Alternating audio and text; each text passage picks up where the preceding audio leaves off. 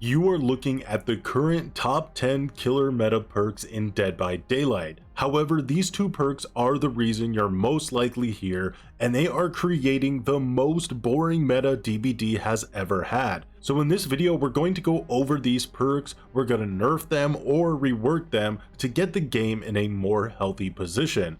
Now, I already did a video on the top 10 survivor meta perks in the game, so if you want to check that out, go ahead. But the important aspect of that is every change I'm talking about in this video goes in tandem with that video. So hopefully that clears up some confusion on the degree of the balance changes. Remember, the main idea with both of these videos is that players are using the same perks way too often, and that's lame.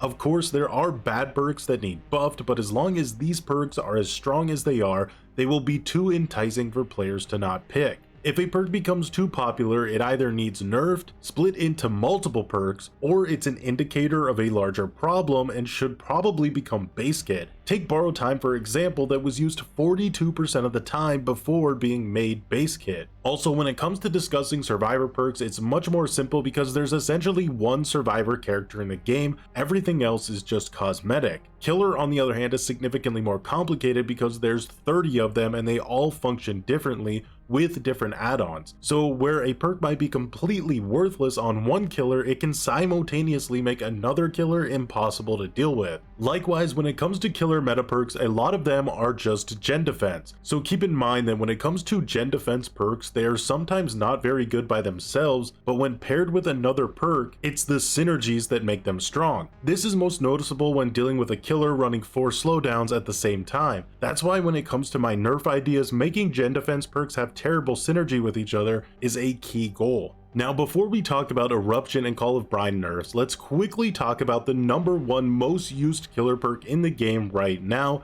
Scourge Hook Pain Resonance, with a 23% pick rate, which is actually 5% higher than it was before the meta shift update or MSU. So that's a fail on behavior's part. Now, Scourge Hooks have a massive RNG problem that I have talked about before, so I won't go over that again here as it's a separate issue. That said, Pain Resonance is rarely ever complained about, but it does have two legitimate problems. It makes already strong killers even stronger, and it does reward tunneling. So to start, I would make it to where Pain Resonance would no longer activate if the same survivor was hooked twice in a row. That punishes the tunneling aspect. As for making already strong killers more powerful, that's a separate issue. Nurse needs nerfed, and I'm honestly tired of the bottlenecking that she brings to the game's design. In the future, Pain Resonance might need to be nerfed more in some way, but it's hard to know for certain until we get nerfs to overly oppressive killers and more problematic gen defense perks. The next two perks are Call of Brine and Eruption at an even 18% pick rate, like a perfect match made in Borathon Hell. Also, neither of these perks were meta before the MSU.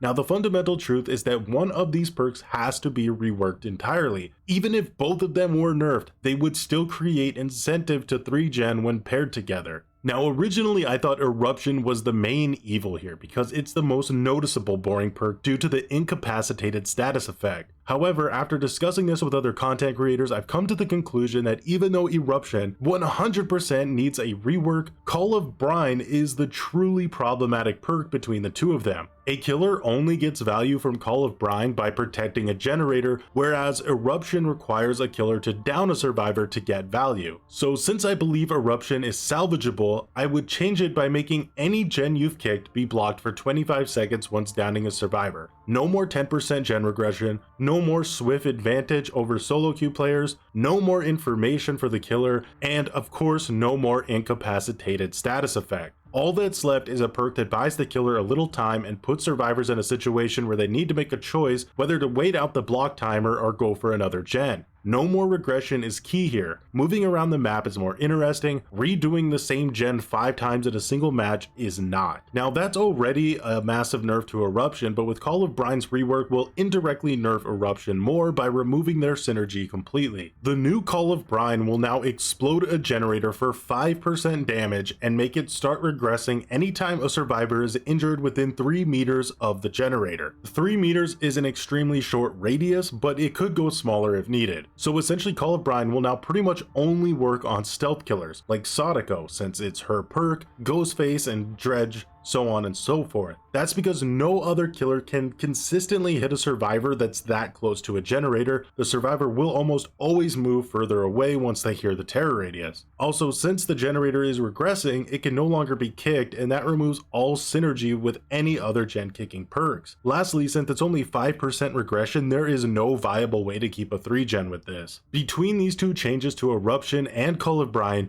you now have 2 gen defense perks that work entirely independent of each other. Eruption is now a perk that has a legit wager to it. If the killer can't get the down fast enough, they get no value. And Call of Brine, which helps stealth killers keep momentum so they don't have to keep stopping to kick a gen 24/7. Now, overcharge is the last element of the gen kick cringe meta, but it's too early to say if it would be a problem or not. Without Call of Brine, overcharge will be significantly weaker and probably not an issue at all. Even right now, it's not in the top 10 picked perks, and I imagine it would become even less enticing after these changes were made. Next up, we have Barbecue and Chili at a 17% pick rate, down from being the #1 killer perk prior to the MSU at a 44% pick rate, and Lethal Pursuer, which is also at a 17% pick rate. Now, I was a bit lost on what to do with these perks, so I asked you guys. After reading literally hundreds of comments, there wasn't a single complaint about Barbecue and Chili other than the fact that it no longer gives a BP bonus. However, with Lethal Pursuer, there were a few concerns that the perk is again too strong on Nurse and Blight, which I have to say again, nerf the killers. It just doesn't make sense to nerf perks because of killers that are overdue for nerfs themselves. So once that happens, we can revisit these perks and see if they're still causing any problems at that point, although if there is something I've overlooked, let me know. Up next, we have Jolt at a 16% pick rate, which is 6% higher than it was before the MSU, so Jolt actually went up in popularity. Now keep in mind that Jolt is the only non-teachable gen defense perk in the game, so because of that, its pick rate is always going to be a little bit inflated.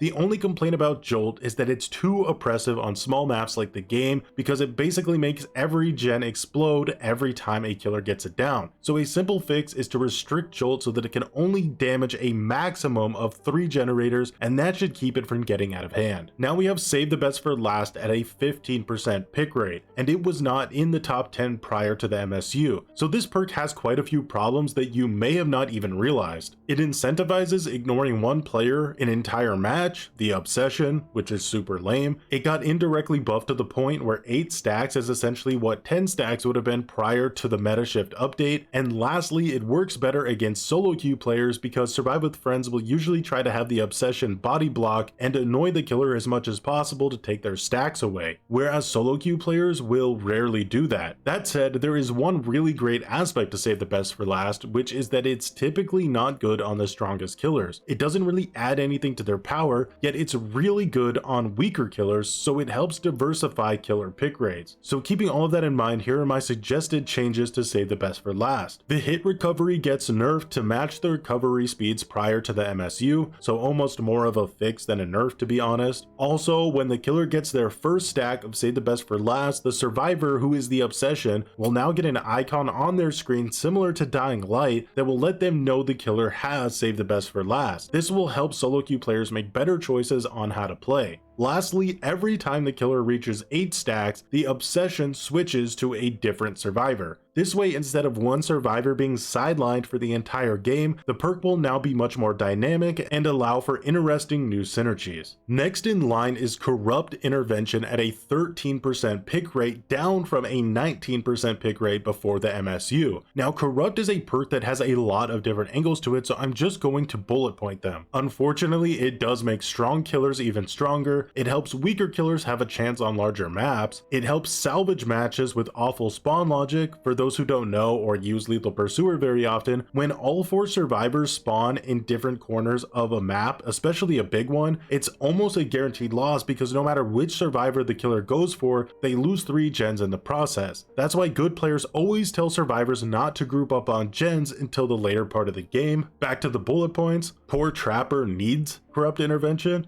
Nerfing other gen defense will make Corrupt's pick rate skyrocket, and it's a boring perk, No killer runs Corrupt Intervention because it's fun or interesting in any way. So in short, Corrupt is very much a symptom of larger design problems. That said, I would personally rework it. Otherwise, it will be seen in the next meta nearly every match, which again is the entire point we're trying to avoid in this series. So with the new Corrupt Intervention, I would make it to where all 4 survivors would spawn together in a trial. This would be a healthier version of the perk that does nearly the same job in a less boring way. Really good players will understand the value of the new perk, but at the same time, it won't take over the meta completely like it would otherwise. Also, buff Trapper a bit, you monsters. Moving on to Nowhere to Hide with an 11% pick rate. Now there's 2 main aspects to this perk we need to discuss. The first is that it's massively propped up right now because of the gen kick meta. Now since that meta will be going away with these balance changes, this perk will lose a lot of viability. That said, this perk is actually stronger than it is right now. For those who don't know, Nowhere to Hide has been bugged since it came out. It's never worked properly. So how it works right now is when the killer kicks a gen, they see any survivor who's already within 24 meters of that generator for 5 seconds. If a survivor who is further than 24 meters away enters that radius after the gen is kicked, their aura is not shown to the killer. However, how it's supposed to work is after kicking a gen, the killer can see the aura of any survivor within 24 meters of themselves for 5 seconds, and the aura reading moves with the killer. Also, any survivors who enter the range then have their aura revealed as well. As you can see, it's meant to be much stronger, and that's a bit of a problem, especially on certain killers. So the perk would be healthier if the radius was tied to the generator instead of the killer, but it should still show survivors who entered the radius during the 5-second duration. In my opinion, that's the best middle ground, and I still expect this perk to drop in popularity severely once the gen kick meta is gone anyway. Up next is Sloppy Butcher with a 10% pick rate, and it was not a meta perk prior to the meta shift update. That said, there's nothing wrong with this perk at all at the moment. It's a perfectly healthy perk, and I'd rather talk about the perk below it, Bamboozle, which has a 9.6% pick rate. A lot of you voiced your opinions that Bamboozle is a bit problematic, and you swayed me. So a slight nerf to Bamboozle to make it more fair is it would no longer activate on powers that vault windows. That means it would no longer work on Wesker or Legion if they vault a window using their ability. Now Wesker and Legion players won't like that. I myself have used Bamboozle on Legion since the character came out, so I would feel this nerf too, but it does seem like a fair nerf regardless. It would still allow killers like Hillbilly and Leatherface to use their power as well, which is important. Okay, so with all of these changes, these are the only gen regression perks left in the game. Call of Brine with 5% regression, more about chasing than regressing. Hex Ruin, which was massively nerfed, now at a 6% pick rate. Jolt with 8% regression on a maximum of 3 gens at once. Oppression, which again is base regression speed, so nothing too oppressive there, ironically. Overcharge, which starts below base regression at 75% and works its way up to 200% after 30 seconds. Now that could still be problematic and would need to be adjusted if so, but like I said before, it's still a little bit too early to tell. Then we have Pop Goes the Weasel, which takes 20% of a gen's current progress,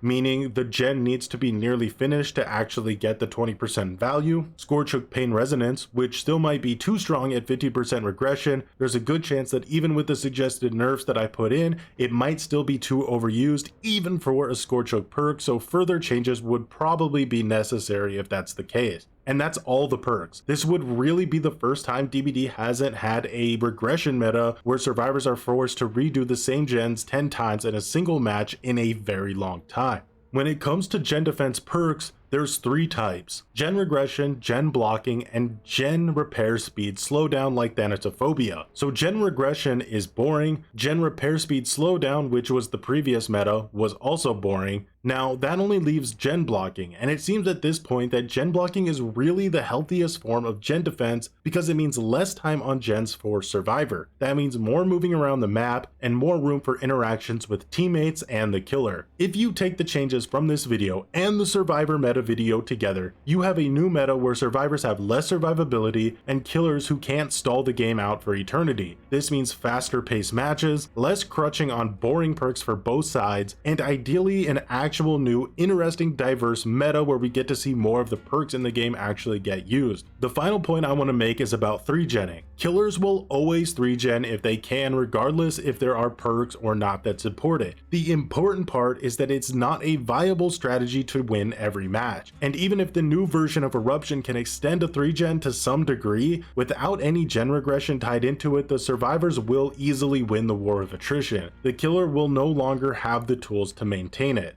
Alright, so there you have it. Those are my initial ideas. They're not set in stone. I can change my mind with intelligent discussions. So let me know what you think. And as always, thanks for watching and have a good one.